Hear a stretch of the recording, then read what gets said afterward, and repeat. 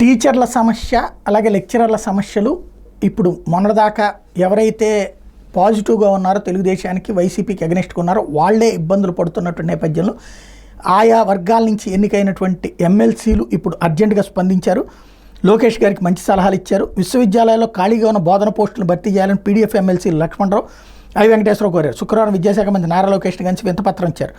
Degree online ప్రవేశాలు రద్దు చేయాలని, major minor సబ్జెక్టుల విధానాన్ని సమీక్షించాలని విన్నవించారు. సమగ్ర శిక్ష అభియాన్ సిబ్బంది సమ్మె చేసిన 22 రోజులకు వేతనాలు చెల్లించాలని కూడా అడిగారు. 3, 4, 5 తరగతుల విలీనాన్ని రద్దు చేయమని చెప్పి కూడా కోరారు.